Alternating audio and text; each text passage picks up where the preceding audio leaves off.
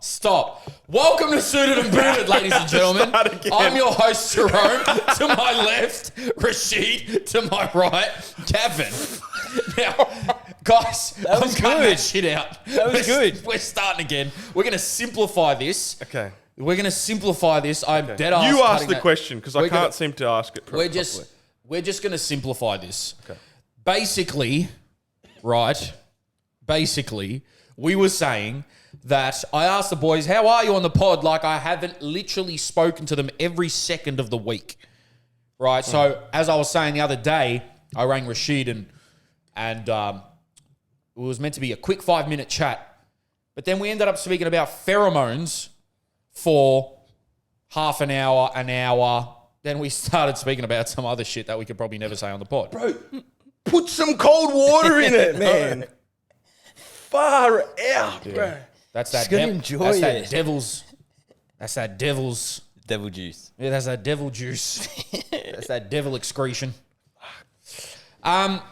Just don't bother about asking us. Just explain to people what pheromones are if they don't know.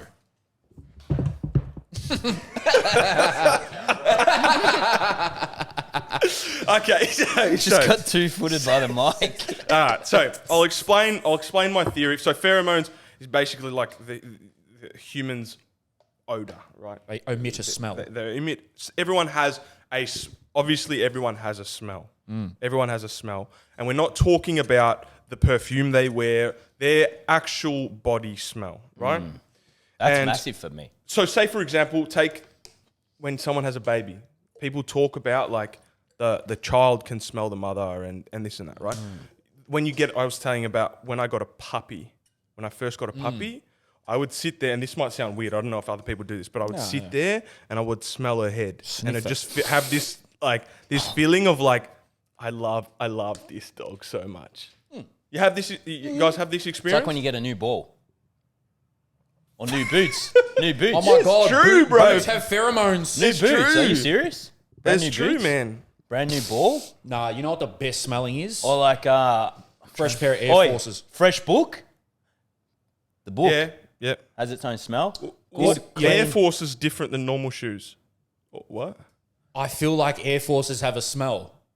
A different smell than normal Yeah, shoes. I don't even. This is Or like not this, even pheromones. This is just. Hey, when it's a hot day and then it rains and then the grass when you walk onto the football pitch. Yeah. So we're Fair just enough. talking about stuff rains. we think Now we're just talking about smells nice. smell. Now we're talking about smell. Yeah. Oh, so We're going it's off not the topic. same thing. Pheromones is like it's Grass not don't has its own smell. Welcome to the ADHD podcast. Welcome to Suited and Booted. No, pheromones it's not a distinct smell, but you just know it's them. So anyway, what I was saying to Jerome was that basically, from my experience, and this is a conversation that I had with a girl that I dated a long time ago. From my experience, there's been so many situations where I think I look at a girl and I'm like, I should be super attracted to you, and I'm not, and I don't know why. And then there's other people, girls, that I have been closer to or around, and I've not really thought I should be attracted to, but I am. And I don't know why. I agree. And I'm trying to work out what is the thing. Is it the personality? Is it the physical look? What is it? You know? I agree. And this girl that I dated a while ago, and her answer to me was that it's pheromones. And she said that it's you smelling that the other person has an opposite immune system to you. So then if you guys were to have a baby together, Bang bang that- skeet skeet. Yep. yeah, that baby would have a strong immune system because it would have 2 parts. Now, I don't know the science behind this. It makes sense to me because when I have thought in hindsight, I've retrospectively gone, what do the girls that I have been most attracted to in my life have in common? The only thing that they have in common is I like their body smell. Is there a way? Don't clip that up. Is there a way? That's gonna be the first snippet. Is there a way to change your smell? Probably diet, maybe. I don't know. I don't know. A person to change their smell? Of course, yeah. But I think there's like an underlying smell that you omit. It's your default. Regardless of what you eat, whether you've trained, whether you're sick, anything. Like No, but actually, have you guys had this experience where exactly what I'm saying, that you look at the person, there's no reason for you to be attracted to that person, and you're just Oh, not. 100%. or the other way around. Or the other way around. 100%.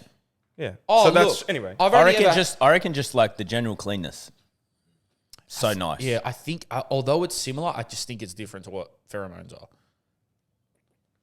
Maybe. General cleanliness. I've only ever had one girlfriend. Like, one girl was only ever crazy enough to. Oh, date me. you're saying?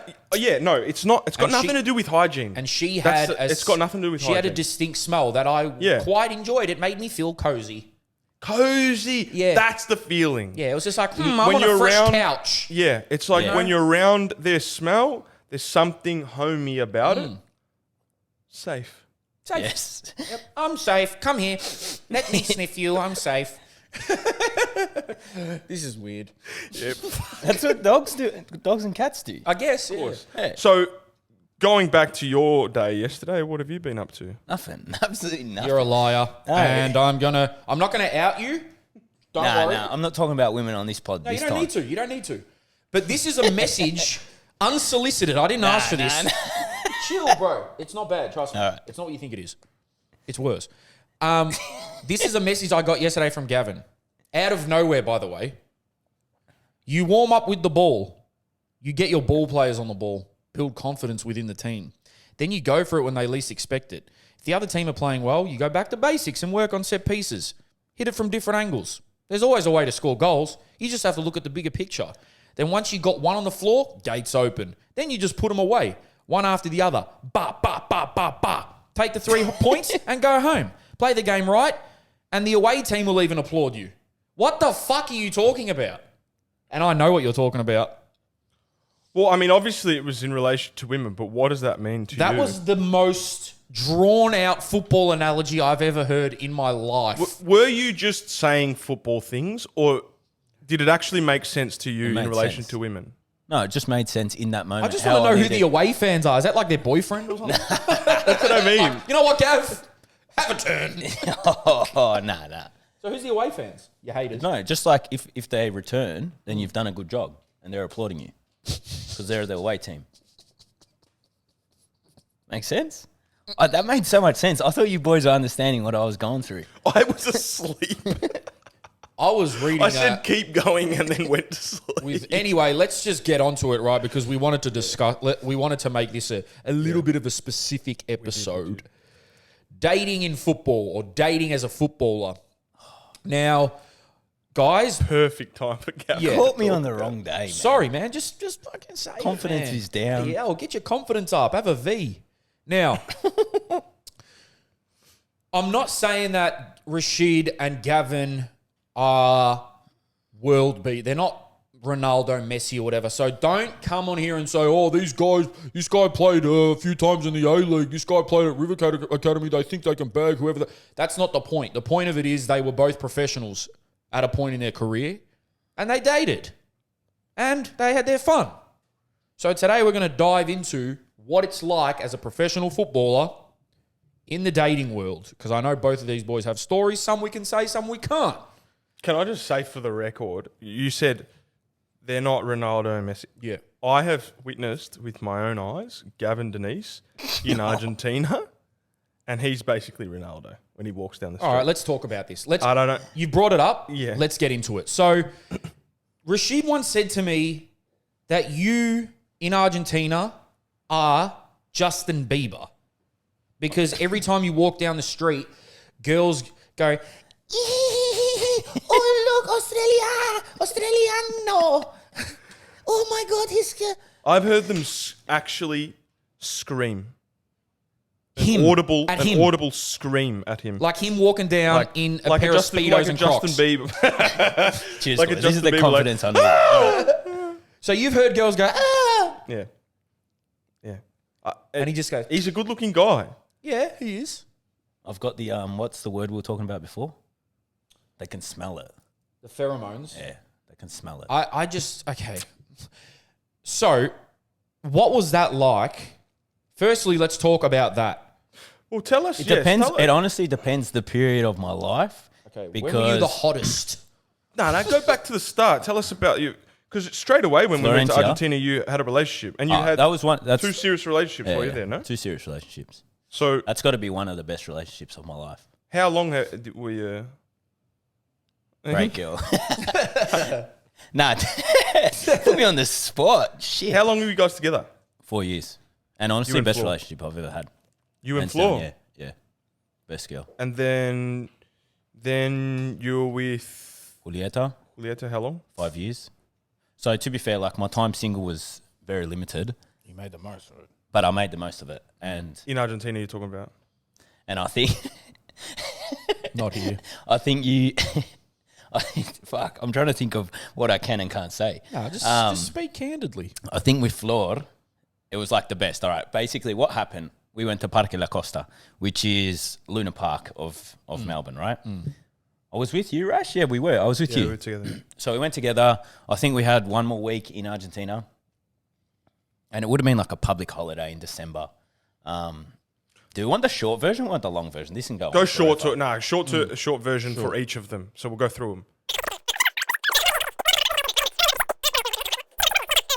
Then Bro, just wait. Just did wait. we say the short version? This is the short version. What the hell, bro? This is the short version. Anyways. This is like 15 years ago in my life, man. How am I supposed to remember this?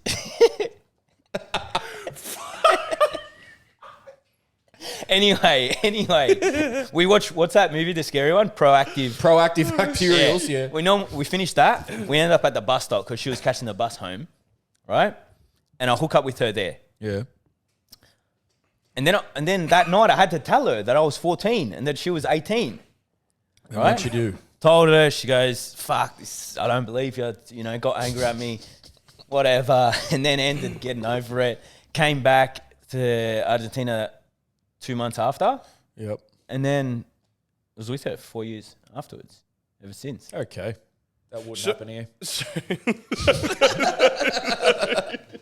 But to be fair play, I'm not even joking. Not even joking. Rash met her, best girlfriend I've had. She was a legend, man. And I Legend. just And remember her still to today- 24/7 going, fucking Gavin. Yeah. She's so always pissed off Till at to him. today, best girlfriend I've had. hands down. Because you know how much she used to get pissed off? Because he would walk down the street and girls would be like, ah, while Yeah. he's with So her. let's and get back she'd to the- get annoyed at that. Let's get back to the question I asked, Which was what? which was, so you're walking down the street Yeah. and girls are screaming. Now, Rashid, maybe you tell them, why were people in Argentina screaming at Gavin? I think I was a good-looking 14-year-old. No, but it's there's more a than few. that. There's a few things. I think like each country has its style of person that they like, Yes. or a lot of people like, Yes. right? And I think Argentina, the stereotypical good-looking guy is footballer, Yep. tattoos, pretty boy. True, that's probably Yeah. that's probably And just the, like- and and just light like a skin. little bit They different. like the light skin. A little bit different, you know what I mean? Yeah. Like I never dressed like the boys there because I was from here. So they've got like Argentinians are very. If you wear that style, everyone wears that style. I don't think it's the different. I think it's because you look like the Of course. the stereotypical good-looking guy in Argentina. I think Yeah. even what you would dress like was. The And to be stereotypical fair, way. Wait, hold on. Argentinians, I've got I don't know the word, but anyway, I don't think Argentinians are actually good-looking men. They're not very good-looking men think they compared to the Latinos. Well, that's- the women. I've got two things to say. First of all, when did you get your first tattoo? I was 13, I remember. I was sitting What? at a camp. I was sitting in front of the fire with my old man. I was looking at my old man. I go, Dad, I want to get a tat. And Well- I was on camp. And he goes, yeah, all right. All right. Well, we also went one day to get a tattoo. I remember going with you to get a tattoo in Argentina.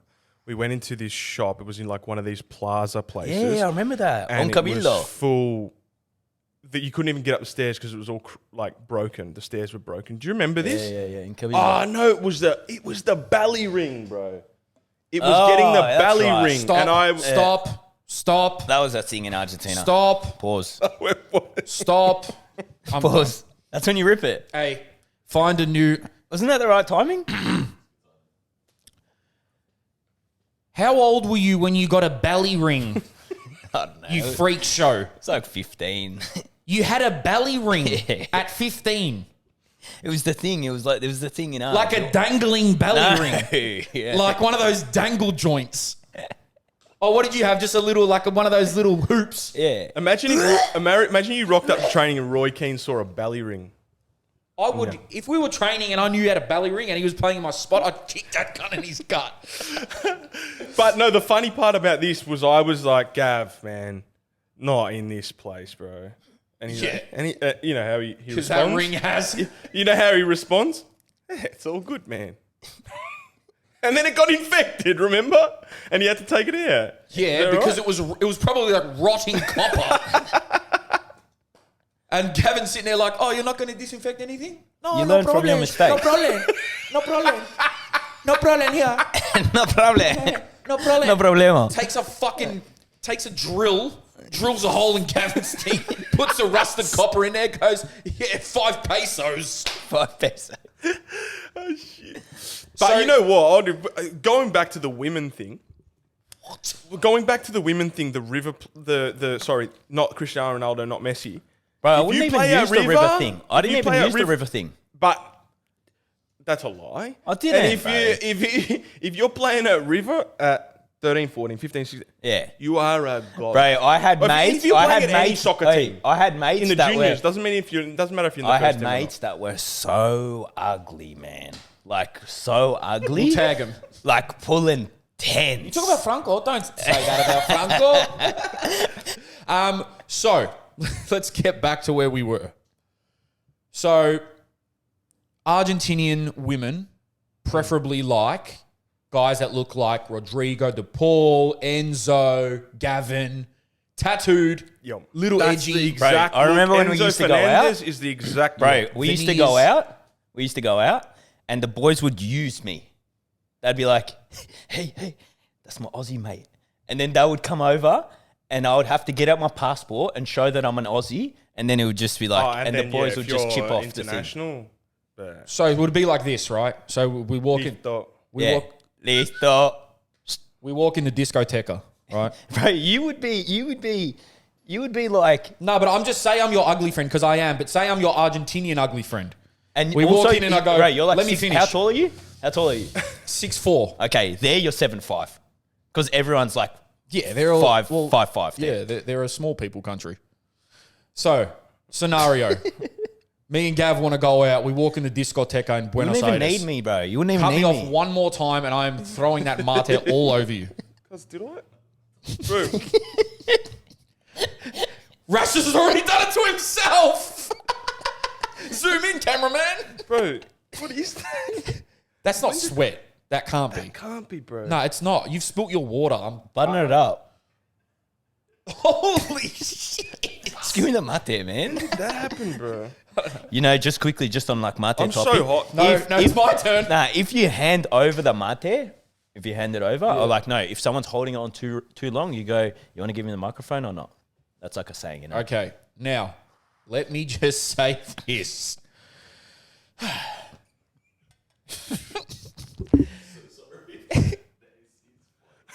It can't be. It's not. It's all right.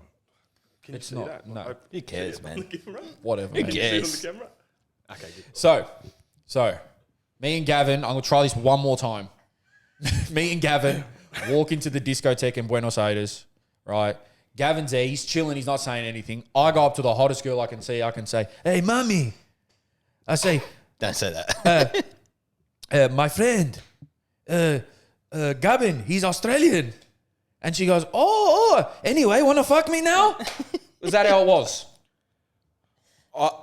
The expectation of the distance between meet to sexual experience is much shorter. You know? Yeah, but do you know what I'm saying? Like, was it that easy for your ugly mates to go up and say, hey, my mate from Australia. Anyway, let's go fuck now. You're excited, my mate Australia. Yeah, let's fuck now, please. What accent is that? No, sure. but it would, of course, because then it's a topic of conversation. Then they stand there, they talk. For sure, they would have done that. I could see them doing Yeah. that. Okay, And so it's easier for them. so you have the look. You look like a B-Tech Rodrigo de Paul, B-Tech Enzo. You're just bald. I'll take Rodrigo Paul. Yeah, right. sure.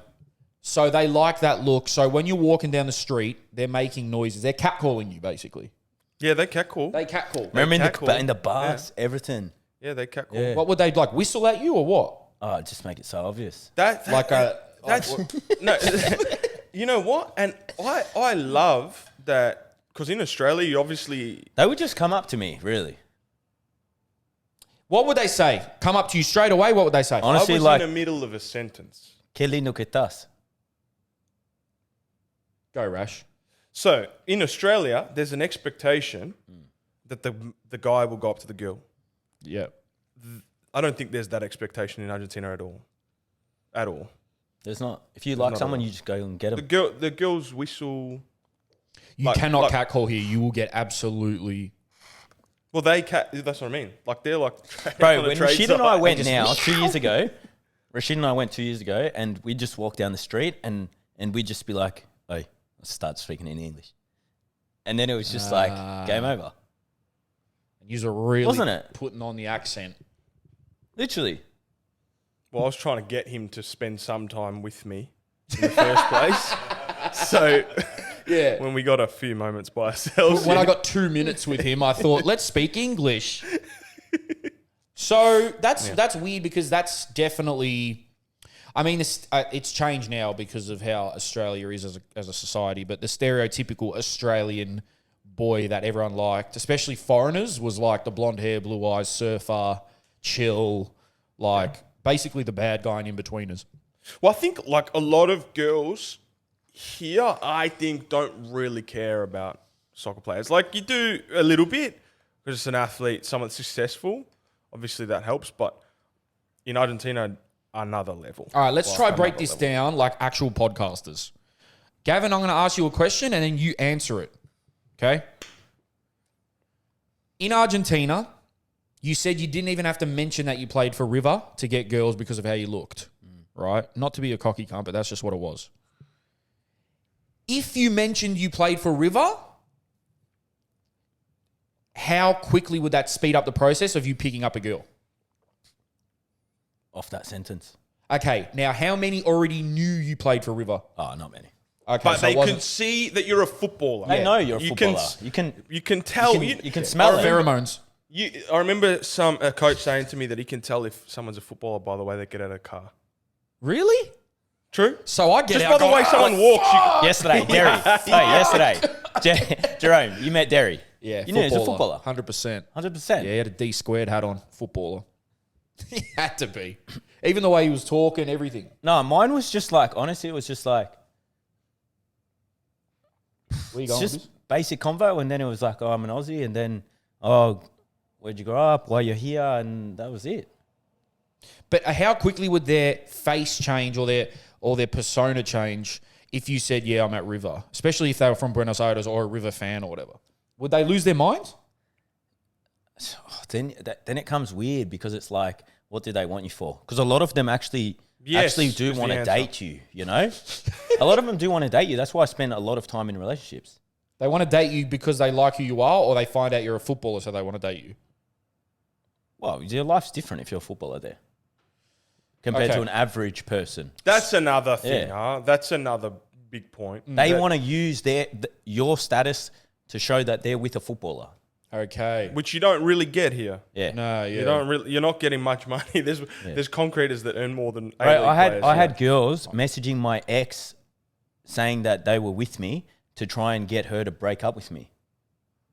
Wow. Yeah. Wow. I wouldn't want to be a footballer in Argentina. Yes, I would. I wouldn't want to be. That sounds like stress. And then you'd have to say, Flor, please, I'm there. I've never seen them in my life. Yeah, literally. And then Literally. she'd be like, yeah, fucking Gavin. So what about you, Rash? Because there was a few times where I was at a Lumbra and the Victory boys would walk in and I'd be like, oh, here we go. These wankers. And everyone would just stop and stare. But obviously it doesn't have the same effect because half the girls in there wouldn't have even known that you guys were Victory players.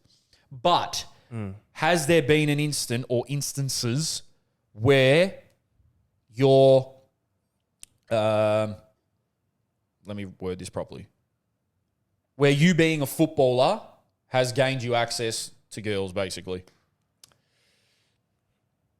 Not much. I don't know. I don't know. Maybe honestly, it was like, I yeah. honestly don't know. Yeah. I think footballers in general, like they're fit, Yeah. young, healthy. Yep. A lot of them Confident. confident.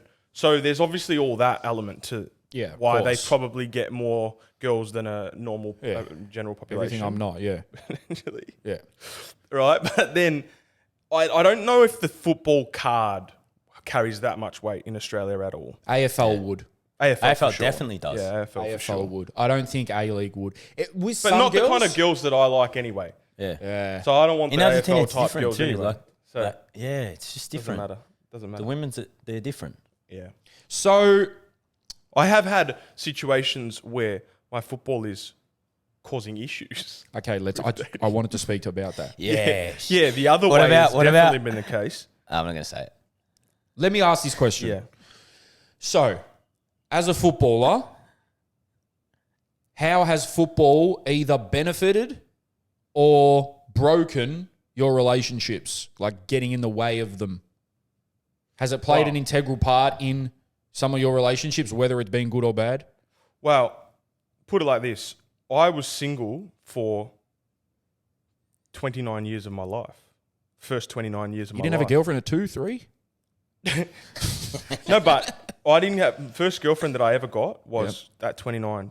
Like Really? a real proper relationship that I would say is a proper relationship was at 29. And I genuinely think that that's because I was so focused on my football that it was very hard to move that, take that out of the priority space and put a partner in there. Were there times where you were tempted to be like, she's a good one, you know? Yeah. I actually had... Okay, so I'll tell you a story. So one time, I was dating this girl for a few weeks or a couple months, and we had gone... It would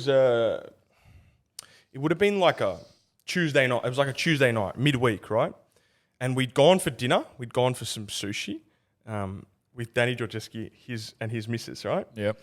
And so we go to Sushi Train, whatever. The girls are hanging out. We're there.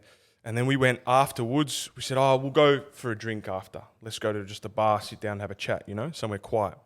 So we go to that. And I think there was live music playing. And it gets to about 10:30 and I go, I'm going home. And because we'd been at the bar for probably 15 minutes at this point. I go, I'm going home. And the girl that I'm dating at the time starts cracking it. She starts getting angry. And Danny's like, bro, come on, man. Just, like, you brought her all the way here. Like, just stay a little bit longer. It's Tuesday night. Relax, man. Like, friends do that. he's going, he's trying to be nice to her as well, And then I go, nah, I'm going to go home, man. Like, I've got to go to bed by 11. And she cracked it and left, walked out. And then Danny's you stayed. missus- And I was staying. I was like, I'm not going to walk after her. What the hell was she cracking it for? And Danny's missus was like, Rash, you walk after her and explain yourself to her.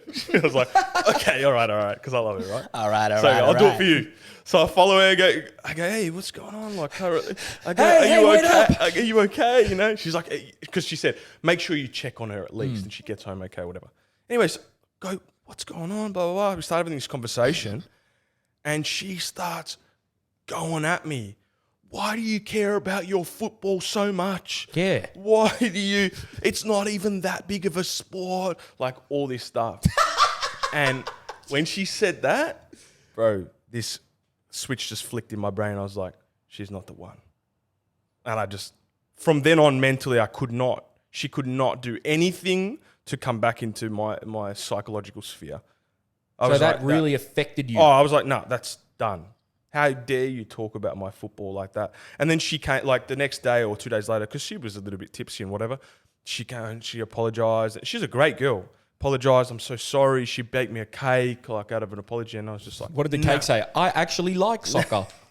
yeah, and I was just like, nah, that's it. You can't speak to me like that about my football. You should have turned around to her and said, you don't know, if you never leave Australia, you don't know what it means to people.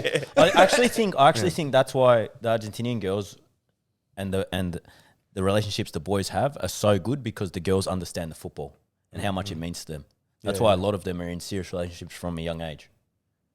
Because they there's respect the it. element for I think, a girl that isn't a footballer or an athlete or something like that It's very, very hard to understand the kind of passion and commitment that you have to football. Yeah. Very, very hard. I think that's what I had with Florencia. She was so good at understanding my football. So then, which helped me if so you're much. saying things like, which I would, oh no, I can't walk there.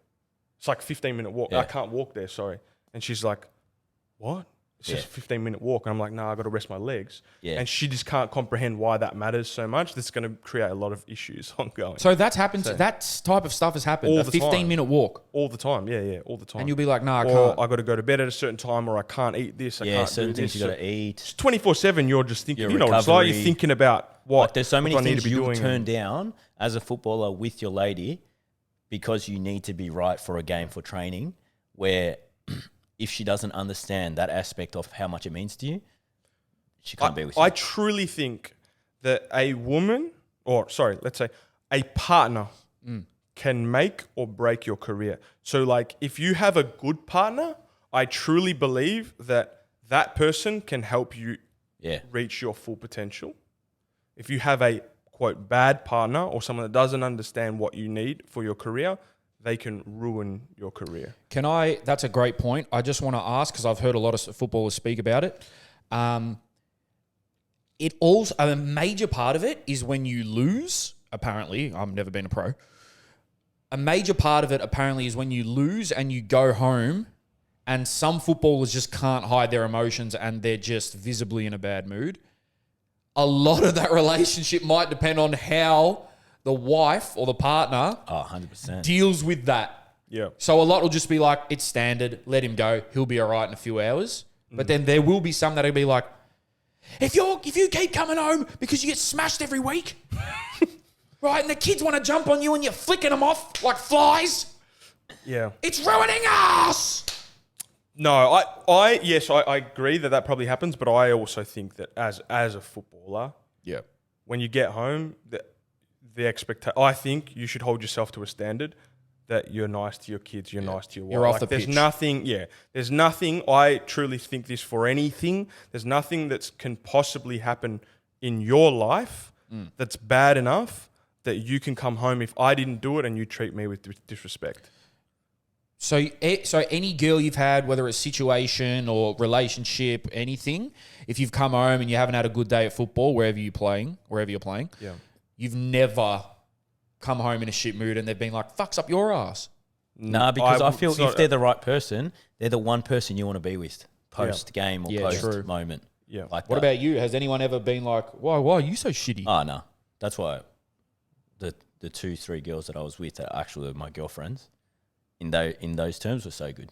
What about in terms of supporting you as a player and like how invested they get in your career? Like, would you prefer or did you prefer when they sort of just kept their distance, they let you do your thing, or like too much in your face?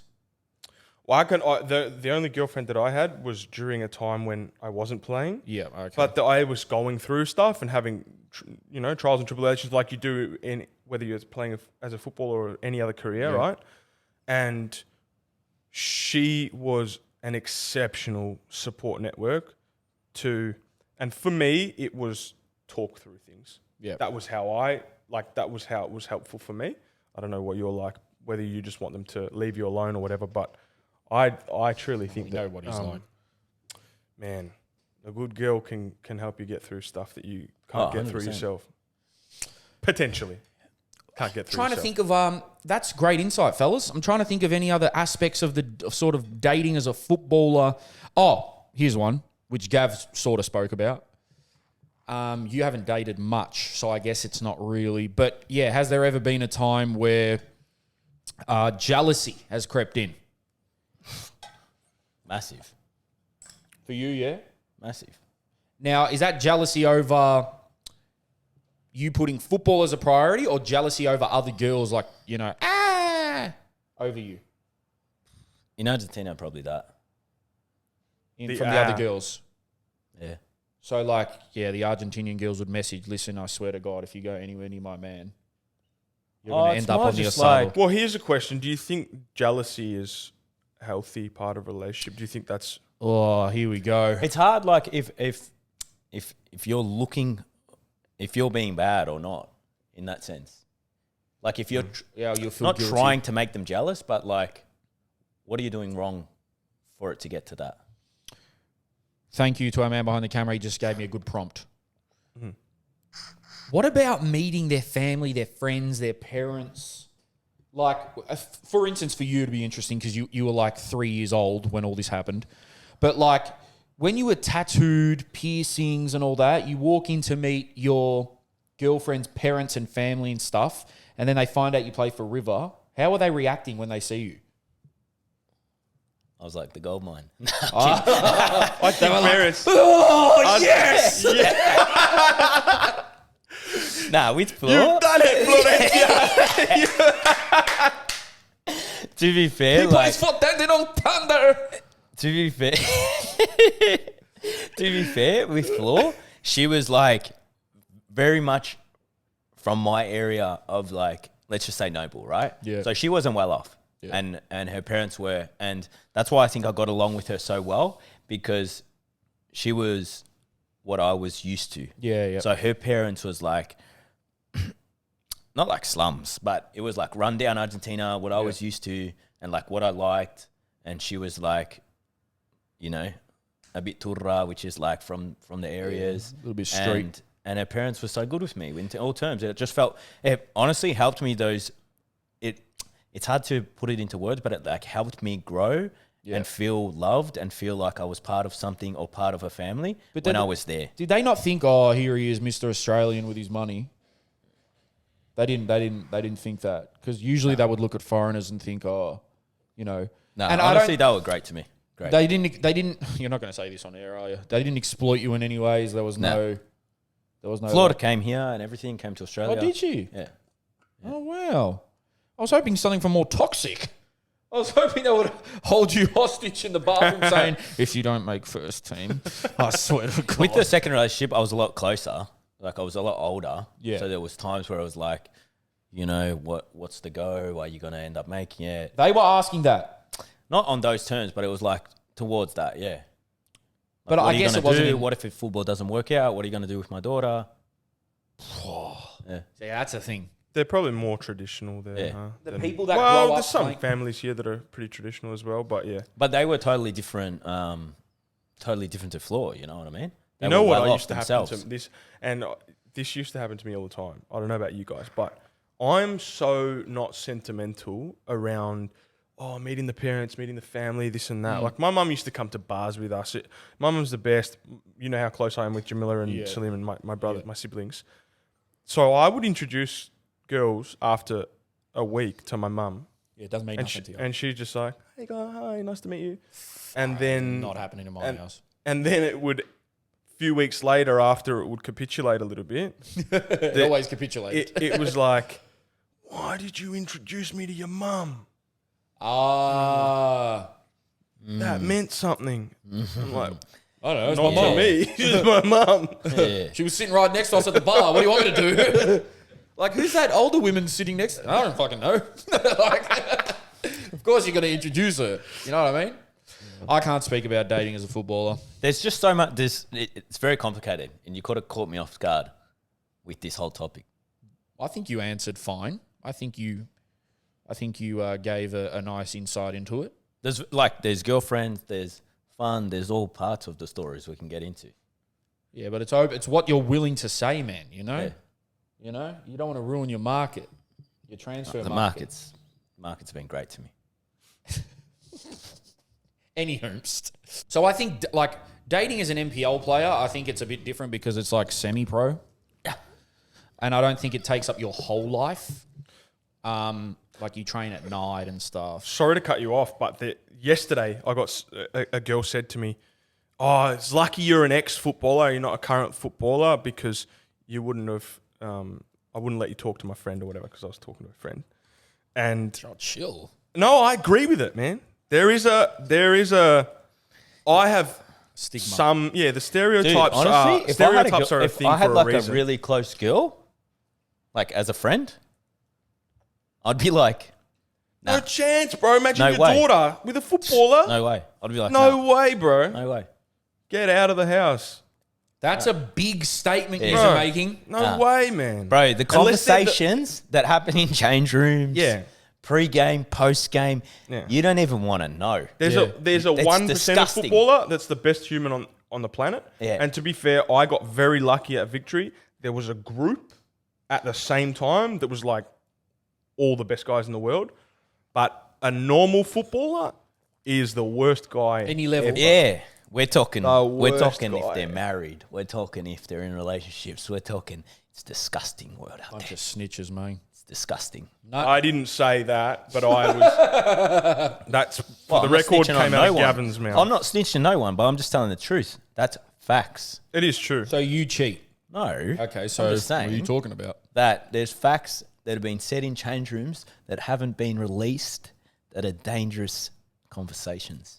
Your teammates are rattling in their boots. They're shaking in their boots. To No, be I don't fair, though, expose hold on, anyone. bro. Hold on. I'm not hold on, exposing hold on. anyone. Just on the cheating thing, every demographic cheats. So I was just going to Every say, demographic course. cheats. you guys were saying, oh, you know, footballers are the worst, rah, rah, rah, which I fully understand because they do weird shit in the change But I rooms. didn't mean just cheating. I meant just like I they're very know. selfish people, very, mentally okay. occupied, very, Yeah. you know what I mean? Like No, just that's lots fair. of different, I wasn't meant, Yeah, meaning well, like, just I wouldn't. that. That's what I mean. I wouldn't let my girl as a friend, date a footballer. I'd want to know him first. Like, I'd want to meet him, suss him Oh, out. you got to do the vetting process. Yeah. Like, yeah, where'd you play? Oh, Yeah. MPL 3, huh? yeah, How much you make a week? yeah. Know his teammates. Oh, you were friends with him. He's the one that got caught in that cheating scandal, wasn't he? Oh, you were friends with Dino Durakovic, were you? Yeah. Yeah, like that. Suss him. And if he's just living off football, MPL, we're talking now. Nah, out the door. But you know what also? Does he know your story with your ex? What? Your girl? Too much? Or Too no? much? Nah. No, okay. We'll keep it. Another time, another day. Okay, so you're hiding things from me. Well, because it's the other side of the coin, bro. 100%, It's the 100%. girl with the footballer. Yeah. And it's the other side of the girls that like footballers. There's also, to be fair, as well. hey, Rags. talking about this. In Argentina, there's a word, because we went on words today about Spanish in Learning Argentina, words. is botineras, which means girls that just go for footballers. This is a thing in Argentina, botineras. And they'll purposely just look for footballers to either have fun, fuck them over, everything. I'm serious, man. Like, purposely message guys that have boyfriends, send them, all the cheeky stuff, try and provoke them. Is that the word? Provoke, yeah. Provoke. So That's they- botineras. Wow, so the botinetters provoke And them. there's a few botis, I reckon, in the MPL. There's a few botineras in the MPL. I'm not even joking. There's a few flying There around actually that would are be just, a There is. just There is. There is. I mean, look, that's obviously, in American culture, like, they're always talking about girls going for NFL guys, NBA guys, blah, blah, blah. But then, we need a word for them in the MPL. I'm not saying anything, just in case. I don't want to piss people off. State leaguers. State leaguers. State leaguers. Yeah. Wait, what does botineras mean? It's like boot girls. Boot girls. Suited and Like booted. girls that are booted. Girls that are booted. Maybe Looking that's for what they should suited. be called. Just boot girls. Yeah. Oh, that sounds... Girls why that does are wearing sound boots looking for derogatory? suits. Yeah. Suited and booted. Look, it's a thing, I think, in every sport. The ones that are... They call them snipers in America. Like, they just... Especially, like... Now there's a situation, one basketball player or whatever, he's, like, going out with Drea, who's, like, this... How old's Drea, no? 39. And he's how old? 22? Younger than her son. So there are, and they take it into the mature... Yeah, he's got her pregnant, yes. Really? Yeah, so there are girls out there, any age, not discriminating on age, that will do that. Is there a particular career that you're more attracted to? If a girl says, "Oh, I'm this," is there Really? anything? I'm just thinking. Now you got me thinking. Like, if there's something that I like, Well, we're going to address this in a future episode, hopefully. I don't have a type, eh? Oh, in terms of a career, I wouldn't mind. I just think it's like, because a lot of this has been such a fucking tired topic on Twitter. Like, I'd never date a personal trainer. I'd never date someone who works in music. I'd never date... Like, there's pieces of shit everywhere. Yeah, that's... Really, like, you guys were saying before, and I know it's different because footballers are egomaniacs, and they're all psychos, and they're all just self-centered bastards. But Thanks. if you go on a trade site with a few boys, those convos will be just... Exactly. no, who did we 100%. speak? Hey, who were we talking with yesterday? Anyway, it doesn't matter who we were talking with, but they were saying, imagine like the Xbox or the COD talks get released. Like we'd all be done. Oh, yeah. It's, Like I don't play PlayStation. Of course. But like, you know what I mean? think, okay, how about this, right? There's always What this... if my close friends got released? There's always this shock when a big athlete comes out with some controversial situation where they've displayed that they're an asshole in some way, right? cheating. And everyone's like, "What? I thought they were such a nice person." To become a top level athlete, you're going to have a lot of traits that are very similar to an asshole. You reckon? A lot of characteristics that are very, very, very narcissistic, very delusional, self-centered. Like all, you know, you have to be able to play in front of 100,000 people, take a penalty. Week in, your week whole out. country is on your back. To be able to do that at 19 years old, Mbappe, are you going to be just a nice bloke that really cares what everyone says about you and is just, come on. So bro. you think that Come correlates to people shouldn't be shocked when it's like, wait a minute, a 19-year-old who's on $500 billion a year Yeah. cheated? Exactly. Come on, bro. Yeah. So are you guys saying it's Everyone, okay? no matter- No, I'm No not saying matter- it's okay at all. I'm No saying matter if you're poor, no matter if you're rich, no matter if you have fame or not, there's always someone that's been in that category that's cheated. So you can't, yeah, that's true. not that you can't judge, but like you can't be surprised. Look, there are loyal footballers, obviously. I'm not just talking about cheating though. We keep going back to that. I'm just saying that characteristics of the footballers like very similar They're to cold. an arsehole. Right? Footballers are cold. Yeah. You'll get some that are great you with, know. kids and like they'll take You photos have and all that. Yeah, like I said, there's 1% which are the best people in the world. Yeah. Your Cavalieris of 1%. the world. Yeah. But then majority, to be at that level, you can't be the nicest bro. So you were Okay. a prick at times. So listen to this, bro. So when I went to under 12 Victorian trials, right? Yeah. I get to this is the most important trial in the world at that point in time, right? You feel like that when you're at that age. Yeah. I go there. I never got into any Vic teams ever. Neither. Right? Anyway, so I get there, do the first half, and there's one kid, little Johnny, he's on the side. Little Johnny's on the side. He doesn't get to play because there's one surplus of a number, right? So I start, play the first half, barely touch the ball. Second half comes, they stop. Talk, hey, does anyone want to go on, let little Johnny come on? So you come off and let little Johnny play? And I go, me. Yeah, I'll put my hand up. I'll let Johnny come on. Thinking with my mum in my head. Yeah. Oh, they're going to really love a player that's a nice guy.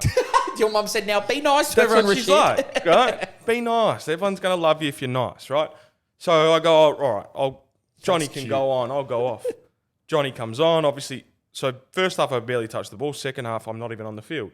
I don't get picked in the team. Surprise, surprise. Surprise. And then we're on the way home, we're driving, and my dad just absolutely hammered me for 45 minutes because basically he asked me, he said, what happened? How come you got taken off at half time? And I said, I offered up my spot because to be nice. And he goes, you did what? In a trial. After all the hard work, after everything we do, we get on the most important day and you offer up your spot for someone else. And I go, I thought they would think I was a nice guy. I'm crying, like fully crying at this point. to give Johnny the Malacca his time to shine. And then I get home, my mum's like, leave him alone. He was just being nice, whatever. And that was a massive lesson for me. In football, you don't get rewarded for being nice. Yeah.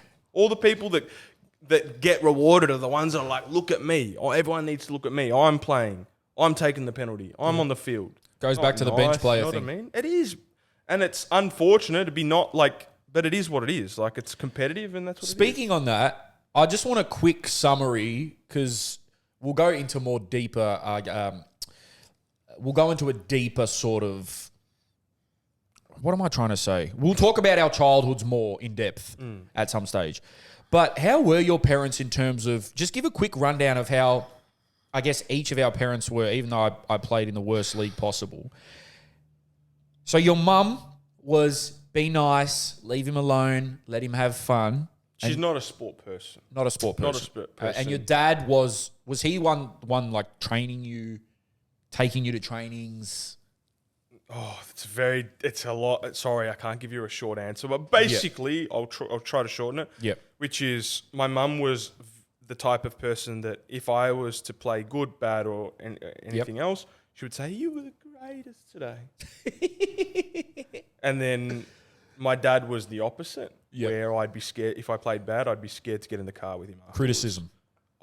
Criticism. Like psychological abuse. I shouldn't laugh. Nah. He was honestly a great dad, a really great dad, but very straight, very straight, very direct. And you think that helped with your career? High standards.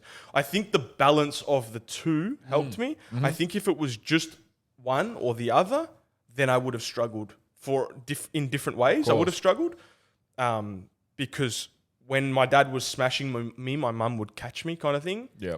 Whereas when my mum was being too nice and telling me I'm the best in the world when I've just played badly, my dad would bring me back to reality and be like, "No, you need to get outside and do your wall juggles because that was shit."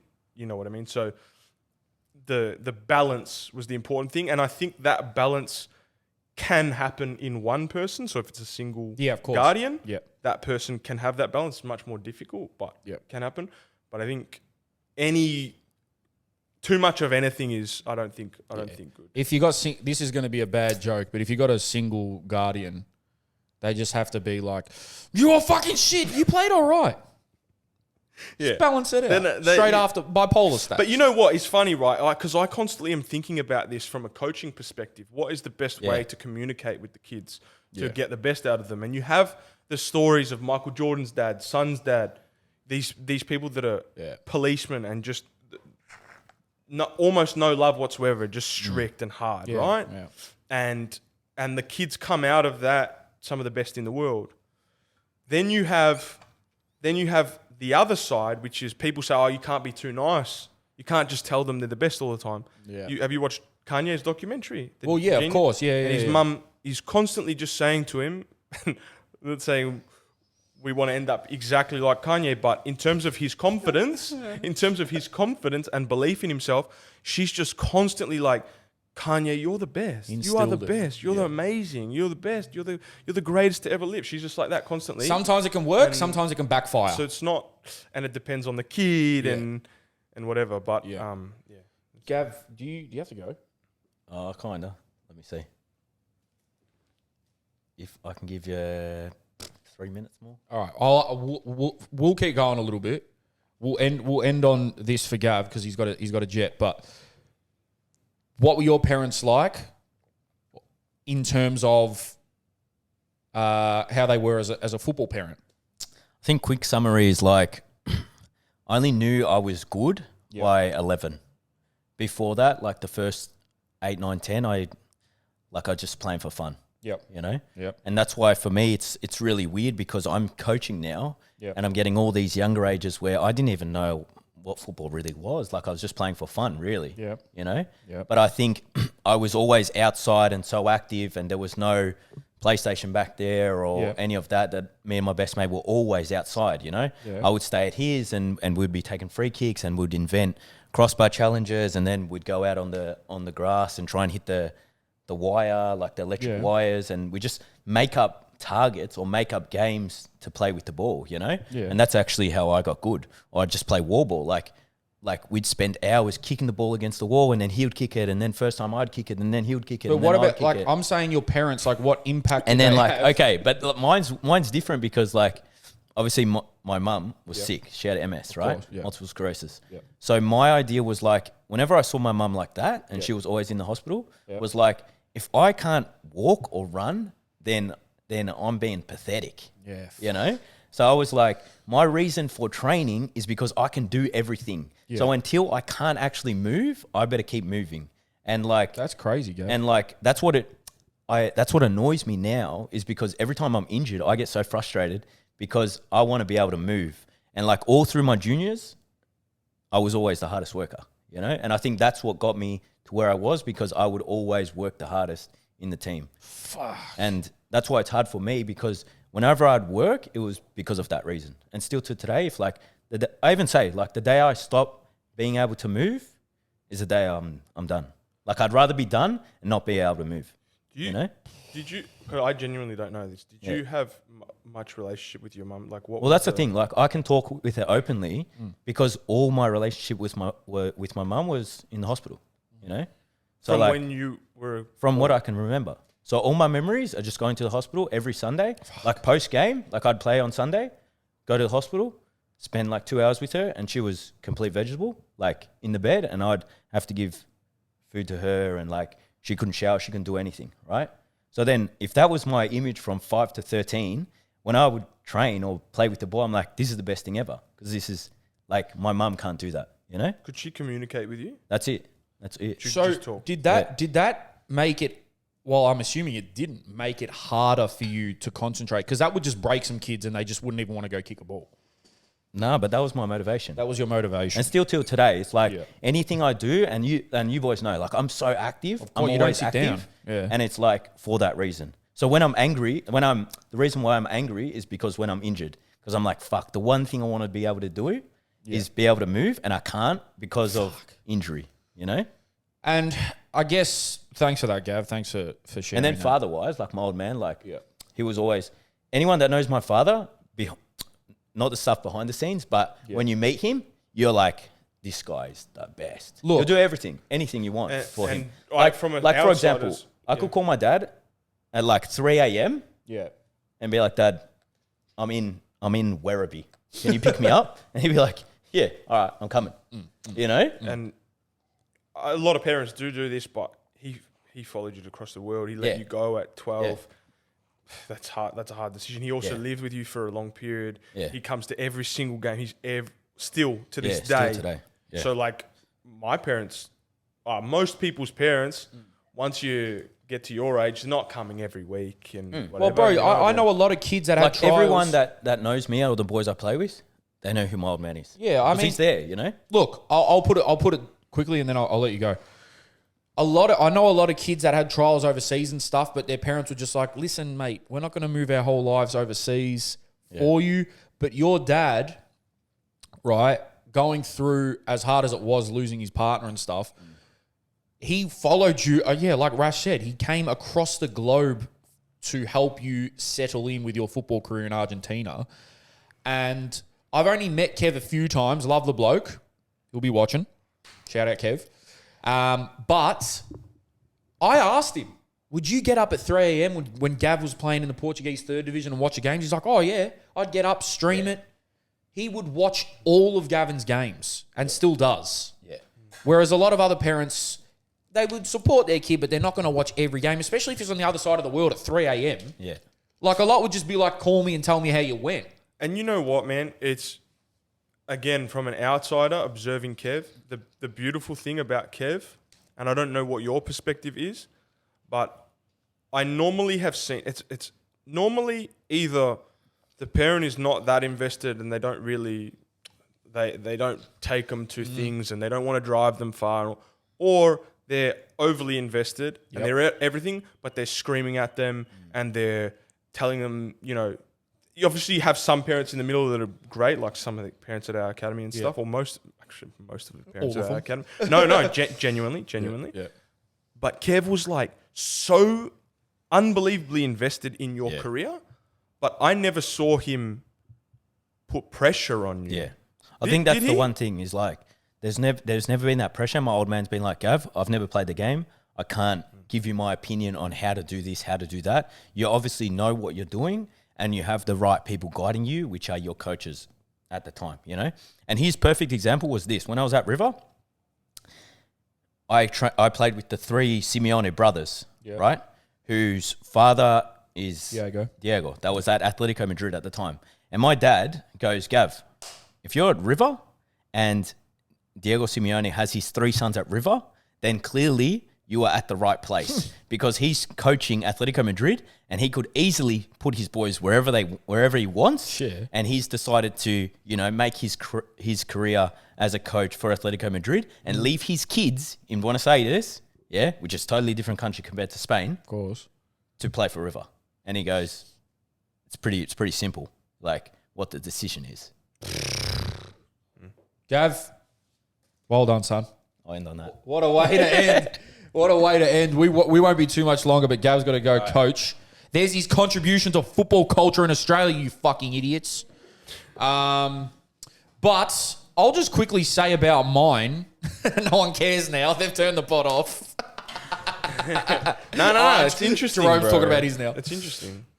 Both my parents were great, right? They would take me anywhere I needed to go, whatever. My dad is not a sports guy, so there'd be times where there's one hilarious story, bro, and I've said this a few times. My dad would come to my games sometimes, but because he's such a people's person, he actually wouldn't be watching the game. He'd just be talking to the other parents. Yeah. And now his best friends are from my sport days. Yeah, right. Yeah. Right? Because we played at the same club or whatever. Yeah. So he wouldn't even go. I'd finish the game and I'd say, Dad, you see the goal I scored? He goes, oh, but yeah. It's awesome. Yeah. But the funniest story with my dad was, and I never took offense to it. I honestly, I was like, I thought it was funny. The funniest story ever was when I scored a hat trick, right? And other parents went up to my dad and they go, mate, your son Jerome is a hat trick hero. And he goes, who the fuck is hat trick? That's what we're dealing with. Yeah, okay. Right? So funny stuff like that. But my mum was the more invested one in terms of, Yeah, right. come on, Jerome, go. I could always hear my mum. Yeah. I could always hear my mum yelling. And then she knew because I was putrid after a bad game. Putrid. She'd sit in the car and listen to me rant about shit she had no idea about. But she would just be like, Jerome, it is like, she would maybe say like, you maybe weren't the best today. That's as far as it would go. Yeah, I was going to ask, was it pressure or support? Never, bro, Just support. never. My parents didn't put an Encouragement, ounce support. of pressure on me. Like, there was no, because my dad didn't know about football. My mum didn't either. They're especially my mum, they're AFL people. So they were just happy if I was happy. And they just took me out, they put me in Cedar. I wanted to do it, blah, blah, blah, blah, blah. And then was there a point where because at some point football was your dream to be a footballer, right? I think I knew from a young age that I wasn't at the level. Oh, really? Yeah. I loved it. Like how old do you reckon you were? Bro, I started playing football when I was 12. Before that, right. I hated the sport. Not hated, but it was like, nah, I'm an AFL kid. That's weird. Right. Like, Interesting. I'm a Collingwood fan. I love AFL. 2006 World Cup comes along. My whole perspective changes. We start playing at school. We used to do Wogs versus Asians. That's what we used to do. Yeah. Blacks versus whites. No way. Yeah. And people might look at it like it's weird. It's not. It's not in Sounds that. like the prison yard. Yeah. Like it's not in that way of let's. Because you didn't have bibs. Yeah. Like looking at the pitch we played on, it was absolutely horrible at Heaney Park Primary School. The goals were like this tall.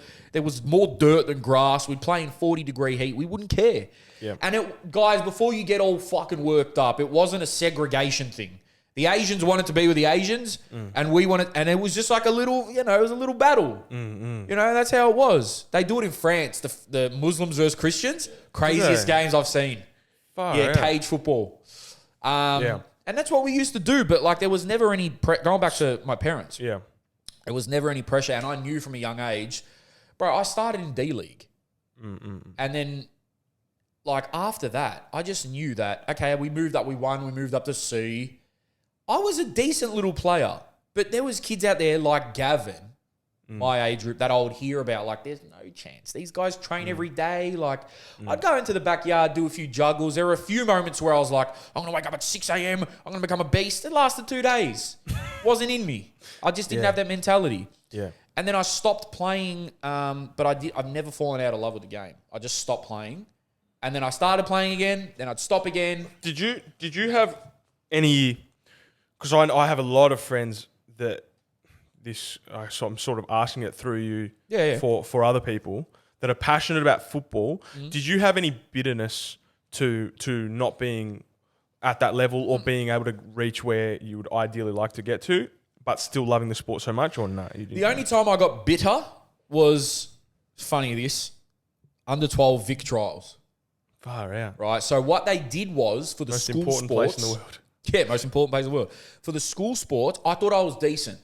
I actually thought I was decent, right, at that age, especially my year level. I would have thought I was maybe the 4th or 5th best player in my year level, right? But we had players like, we had Curtis Good at our school. So ya? we'd play them like grade 4s, Yeah, right. grade 6, and they'd wallop us. And I'm like, this is what good footballers are at a young age. Yeah. But I remember, I thought I played decent. We all ran to the gym to check who made the Vic trials to go to the next level. My name wasn't there. And my other mates are like, yes! And I'm thinking, fuck you cunts. You just weren't that much better than me. Yeah, That was the only time I ever got bitter. I never played football thinking, I'm going to try to become a professional. I'm going to try to get to the highest level possible. I hate pressure. I hate challenges. So football was never going to work for me. Like, bro, there was one time where a coach had to come to my house and he's like, I was just kicking the ball in the backyard. My dad made a pair of goals from Bunnings. And my coach rocks up, what the fuck's he doing here? My parents planned it. I used to bitch out of tackles, but I was a decent player for that level. And he'd be like, Jerome, like, you can't be scared. Like, you got to back yourself. And he would give me this pep talk. And so I hated anything that was too hard. I hated challenges. My mentality would drop. If we were 2-1 up, I instantly thought, we're losing. It's done. Game's over. We've lost. That's it. And I'd prove myself right. I'd be like, man, there you go. I was never built out for it. But obviously I love football. But my parents were, even with my brother, they were never the only time my dad really, this was one of the funniest things ever, bro. I was captain, right, for my under 14 C team or whatever. These two boys came from Adelaide. Didn't like them off rip. They were just weird cunts. Didn't like them. They were just arrogant. They said, we played here, we played there. I said, I don't care, man. You're in my backyard now. One practice game, we're losing against Eastern Lions. We're getting smashed.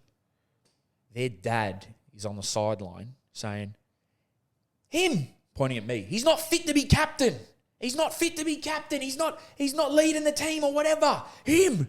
Bro, I turned around and I said, shut up, you dickhead. Out of nowhere. And my dad's like the kindest guy ever, but my dad saw red. All I see is my dad sprinting over to this guy, and he stood over him because this guy was in his chair, and he goes, you fucking talk to my son like that again, cunt. I will fucking knock your head off. And the guy's just like, whoa, whoa, whoa. He goes, don't fucking speak to my fucking son like that. I'll fucking kill you, cunt. And I'm just looking from the sidelines. I'm like, go fucking dad. Oh my God. Like, fuck that cunt. It's so crazy, man. The stuff that They're incredible. Some footballing parents do. I guess sport parents in general do.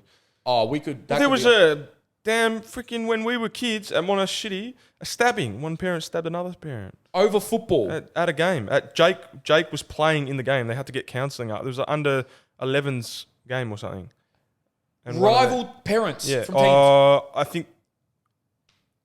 May even been the same. Nah, I think it was rival. Stabbed under 11s. Yeah. And the kids had to get counselling. Who says we don't have football culture? Yeah. Man. I hope that person's alive though, because that's crazy. Yeah. You wouldn't, in the academy, you said most of the parents are great. Honestly, yeah. It's incredible that our parents are amazing. Because a lot aren't. Because a lot aren't. Yeah. And a lot would come and say, my son's played here, my son's played there, he's done this, he's done that. Man, it's funny, like, just going back to my parents, my mum she still says it to this day. She's like, I always hated the football parents and the whole, I hate competition and all that. Yeah. And like, just thinking about your dad, how you said that he wouldn't be watching the game. Nah, no idea. My friend has a story that, you have the family section at Amy Park, right? Yep. So they were in the stands. My mum was there. And I was coming on the field, and my friend, she's watching the game, and she turns around, she sees my number come up. She's like, oh, Rashid's coming on. She turns up, looks at my mum, and my mum's reading her book in the stadium, and she goes, at Amy Park. Yeah, at Amy Park, and she goes, Naomi, Rashid's coming on. And apparently my mum looked up from her book and went, "Oh, go Rashidi." And then just looked back at her book and kept reading. Couldn't give a fuck. Anyway, what happens in chapter 2? That's class. Yeah, so. And then you can't even be mad. It's just like that's mum. Yeah. You know? Yeah. That would be exactly, bro. I think my mum and your dad Your dad and my mum. are the same people. Yeah. That's hilarious, man. That's just how they were. But I even personally now, I have this like maternal thing over my brother. I get so worked up watching my brother play. I love watching my brother play. But if someone on the field gives him grief, Bro. I want to run on. Could you Right? And there is a coach out there that was giving my brother a bit of, art, but my brother was sort of started it. But but I was just like, but I can't because It's hard, man. I can't. My brother will kill me. He'll be like, "What are you doing, cunt? You can't. I'm stronger than you. What are you going to do?" Man, imagine for your kid. Oh. If like your dad in that position. So we watched, when we went to Argentina, we watched Augusto Batasha, which is, he's now playing La Liga. So the goalkeeper of San Lorenzo at the time. Yep. We sat with his dad in the stadium of that Clásico. And we were like, and there was one point where he got the ball and a striker was closing him down. This is one of the biggest Clásicos in Argentina. And he Cruyff turned and just passed it out. And we were looking at his dad like, bruh, and his dad was just chill. And I said to him, like, how do you deal with that? And he's like, man, I disengaged a long time ago when he was a kid because I know that, like, he's like, I would get to the ground and I would feel my emotions coming up. So he's like, I disengaged a long time ago and I support him, but, like, I don't get emotionally invested. So there was never any moments with you where a family member was in the crowd and they heard something?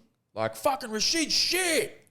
And then they've turned around going, that's my son or that's my brother, you cunt. I don't know, man. I do remember my dad sitting in the freaking family section smashing people when we're watching A-League games, and I'm like...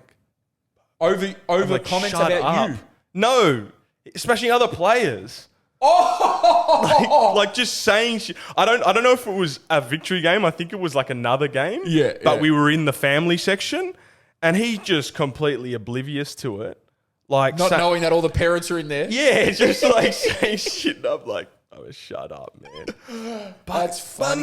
But imagine being a parent yelling at a child, "You're shit. Oh. Get out. He's not fit to be a captain." You know what it is, bro? It's not even, nor what are we at right now, by the way? Okay. Yeah. We'll wrap in a few minutes.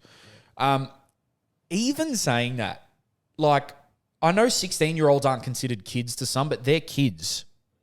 Yeah. And, like, if you're 16 or 15 and you've got a parent, especially a parent from your team, yelling, there used to be this guy at my brother's club. He would yell at everything my brother did.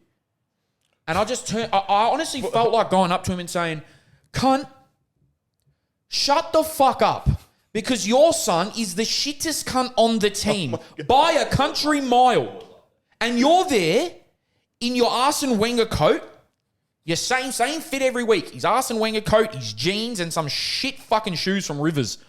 You're at every game critiquing my brother's game and every other player's game, but your son is dog shit. He's the worst player in the team. Like, at least make your son be a superstar, bro. So, you know the superstar kids? Their parents were the ones that didn't give a shit. It was always the kids that were just mid, that their parents had the most to say. Like... It's so hard because I'm not a parent and I'm not at a football game or at a sport event for my kid. But I could never, ever see myself yelling at anyone.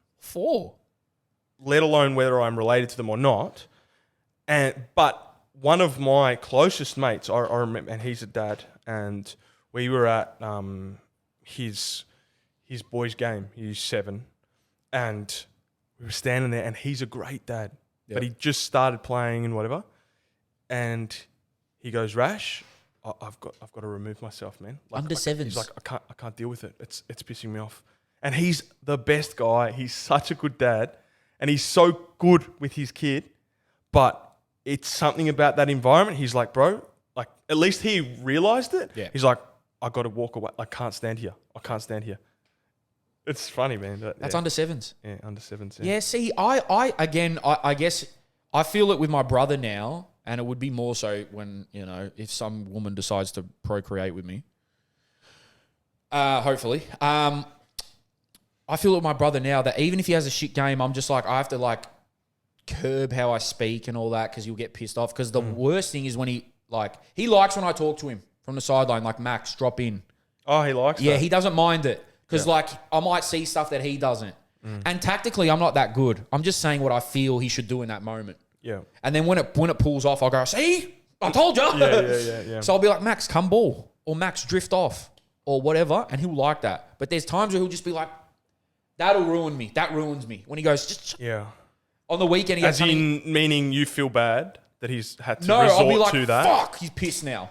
Yeah, Like, that's what I mean. Like, Yeah. yeah. Yeah, and then it'll just, on the weekend, I was like, hey, press, come on.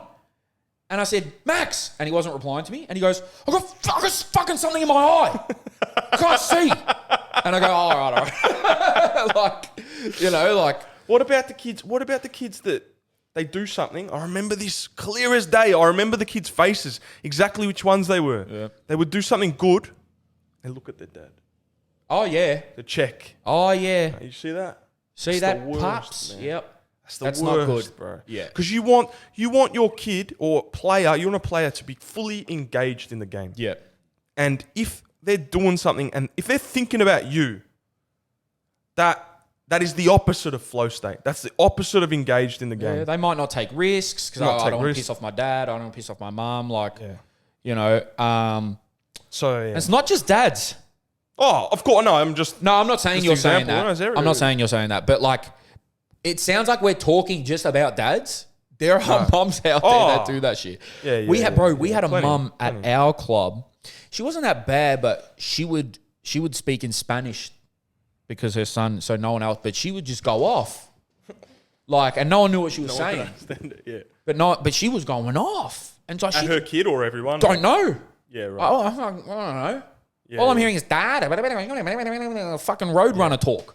Yeah, I'm just like, I can't. Is she saying I'm shit for not squaring that ball? Is that what you're trying to say? Go check your mum, bro. So she would, parents in football are a funny thing, and there is a fine line between being passionate and wanting the best for your child. Because encouragement's so good.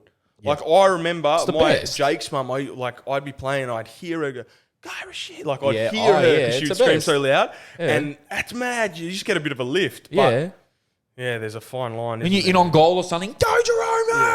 And then I shank it. Yeah. It's like, oh, well, next time.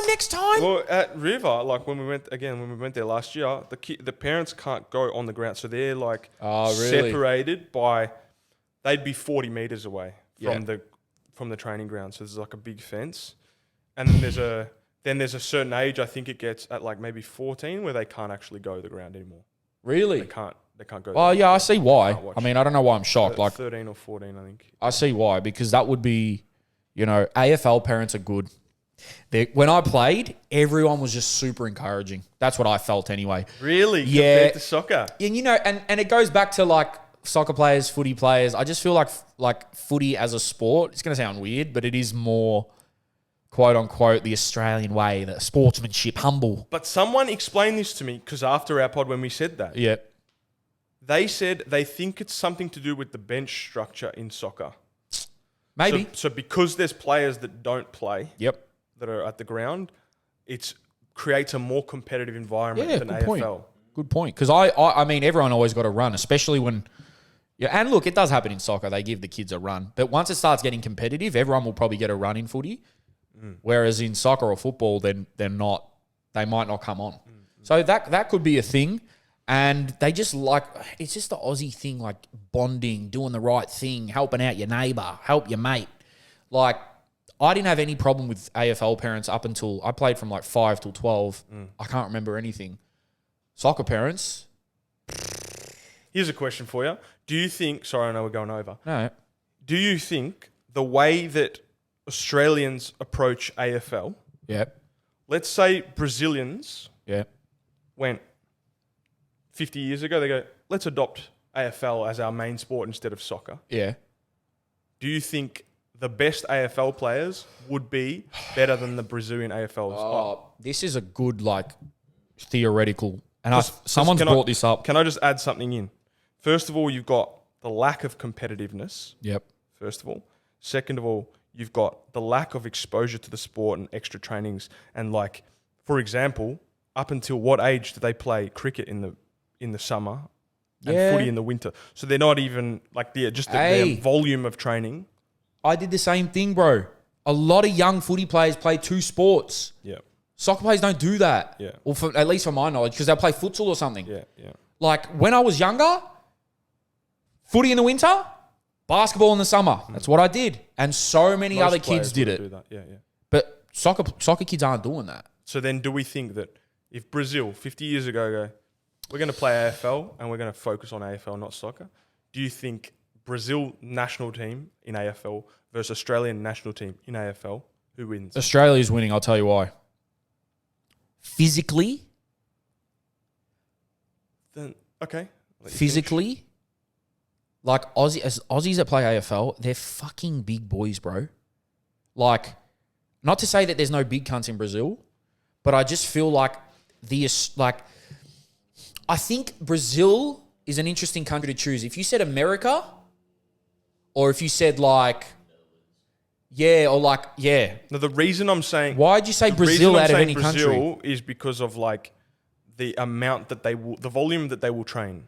Right, and they focus on one thing in And Brazil. the focus on one. Yeah, thing. look, I mean, it's tough to say. I'd still say... I mean, Brazilians are physical specimens. They're way more naturally physically gifted than Australians. It's just soccer doesn't reward you much for being tall. So then those tall people in Brazil are not necessarily successful in soccer. There's plenty, bro. You walk down Rio. Oh no, yeah, bigger machines than yeah. Aussies. I know that. I'm just trying to think from just from how the game is. Football, Brazilians dancing, flow, football, samba. Does it suit? This is completely theoretical, like just alien talk. Does it suit the brute force? But then you've got the Aboriginal players, right? They have the same True. flavor when they play. True. They were always the ones with the flair. Still are. But you go Aussies will beat Brazil. Interesting. I think so. But then if it was if America adopted AFL as it's over for Australia. It's finished. There's just too many people. There's too many people. There's too many athletes, especially look, I don't want to make this weird or whatever, but it's like these physical specimens that some of these black athletes in America are. Yeah. It's ridiculous. They would romp it. I don't think though, because a lot of other people say, "Oh, if we trained up all the guys that were playing NFL and NBA to play soccer, we'd win the World Cup in 20." No, you wouldn't. No. Such a lack of the physical element is so minimal. Yeah, it's minimal in soccer that AFL though, hard running, tackling. That's what I'm saying. AFL's hard running, tackling, bumping, just gut running. Who knows? But AFL has tried it before, but it will never make its way to another country. It's one of those weird things. So you being an old AFL fan and now a soccer person, which sport is more advanced? Soccer. And challenging, difficult? Bro, I heard that look, difficult's different. Challenging and difficult it might sound like I'm being stupid here, but I feel like challenging, it just depends. Because you got to define what's difficult, right? I just mean which do you need to be more talented to be successful in? Okay. When I say difficult, that's what I mean. You mean to be a pro, or you mean it's to harder to be a pro? That it's actually harder to be successful. Okay, well then football, because the volume of people that play it around the world. Also, like Noor said, it is chess. You got to have a brain. You got to have some type of brain to play football. So the inference of that you're saying is that in AFL you don't have to have a brain. No, because there are a lot of genius AFL players. Right, I look at Scott Pendlebury or whatever. The guy's silky smooth. Yeah. He'll send you that way. He'll go that way. But it's in terms of tactics and stuff. I was going to say, tactically, is it very complex? They've brought in soccer people. AFL had in the past, I remember hearing this, that Collingwood had brought in a soccer coach to work on defensive shape or something. Sorry. No, go. The Celtics coach. Yes. Got Pep Guardiola and like met up with him and stuff, and just was like, I want to understand how you do tactics and take it to the NBA. Recently, this current To the NBA. Yes. Oh wow. So it like that. I want to repeat that. Thank you. Yes. So Nor basically said that the Celtics coach brought in Pep, Boston Celtics, brought in Pep to see how he works his tactics and stuff, try to implement it to the NBA. I have heard of that being done with soccer into the AFL because I don't think, look, there's tactics in AFL, of course, but there's not, you can really only play so many formations or. Well, this is a question for you, right? This is an ignorant person for Yeah, AFL yeah. asking why, like, kicking to a contest, Yep. that stopped in soccer 20 years ago. Yeah. Why does that still happen in AFL? Look, Why are they kicking to a contest? AFL would be probably my second favourite sport. I know all the rules. I know the main players. I can watch it. I can enjoy it. I'm not an AFL head, though. But just judging off what I know, which is probably more than you, it just comes down to we're big and strong, baby. Like, I'm bigger and stronger than you, and I know that he'll probably win. And I always thought that as well. I always watched thinking, hey, knock it around. Like, he's free over there. Like, and some teams do that, don't get me wrong, but a lot of the times, route one works. It's like, I know that my full forward or my half forward or whatever is a big boy or he can leap. I back him against these defenders. Let me put it up there for him. That's what I think. But surely the ROI of kicking to a contest in comparison to a pass, a completed pass, right? Like in foot AFL, the difference is when there's a connection of a pass, the game stops and no one can touch that player. Yeah. That is a huge difference to soccer, right? Yep. So why don't this sounds so naive and so ignorant? No, it's, But why don't you they don't watch just the sport? check off, Yep. kick, catch, Yeah. the whole way down the ground? Because in soccer they play the ball 50 yards across to someone's toe at the top level. Yes. Almost every player can do it. Yeah. Surely that is more difficult than connecting a 20-meter pass from your hands, boot to catch. Surely that's more difficult. It is, but then you could say that there's AFL players that can pick out a 50-meter pass. I know. Do you know what I mean? But shouldn't they all at the top level, which is in soccer, if you go English Premier League, every single player can do it. Yeah. So as a team, wouldn't you expect that the top level of our sport, players would be able to connect the whole way down the ground? Maybe it has to do with the brutality of the sport. Maybe it has to do with how big the ground is. Maybe it has to do with the man-on-man thing, which is not... I mean, people get marked in football like soccer, but I don't think you play man-on-man. Like, do you? Not much. Like, it's not like it's super tight, like, left back, you fucking stay on the left wing the whole game. Yeah, because he's going to run across and whatever. Someone else will have to pick him up. And that probably does happen in AFL, but I feel like, this is... AFL players always talk about tagging. Like, I'm following this cunt around the whole game. So every time he thinks he's free, I'm right there. So it's going to be a contested. I wonder if they do like contested overloads ball. and stuff like that. I wonder if they... I don't know enough to speak on it. I would sound ignorant. But I know that AFL has like the tactics have definitely improved from like the 80s or whatever. Back then it was just like, I'm going to punch you and mark this ball. But now you see teams knocking it around. You see teams, almost walking it in sometimes. Right. But then it's just We've like... got to get an AFL person on because to I explain bag that. it like as a tongue-in-cheek joke. Yeah.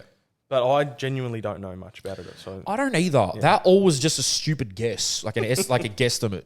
But that's just what I'm judging off. Like, I'll probably ring my mate afterwards and he'll be like, nah, bro, it's because of this. And I'll be like, oh, fuck, no shit. Yeah. But that's it is a brutal game. It's the most brutal game in the world. It's more brutal than NFL for me because there's no padding. And they're wearing short shorts and they fucking smack into their face. Like, it is the most brutal game in the world. And maybe that's why other countries haven't been able to adopt it. They try to take it to like, I think there's like little leagues in like Canada, and like there'll be some weird niche cunts over there being like, nah, bro, fuck NFL. I play AFL. Oh, you haven't heard of it? Yeah. But You guys that play gridiron here. it's like people that play gridiron here. It's like, Yeah, cuz, Yeah. what, you know, what are you doing? Yeah. Like the only Aussies that play gridiron are kickers or punters or whatever. Yeah. I'm literally about to sit in a puddle of my own piss. Right. I think we're going to wrap. Wow. That was another good one. I didn't even have any of those planned, by the way, guys. Parents and all that. That's the beauty of podcasting. Like, comment, subscribe on everything, guys. Just do the little 1% as they help out. 5 stars on Spotify. Follow on Spotify. Follow our TikTok because we post more content on there. We flood it compared to our Instagram. And keep running up the follows, man. Keep running up the shares. That's it. Suited and booted. We'll catch you next week. We'll be back with a guest, by the way. So stay tuned.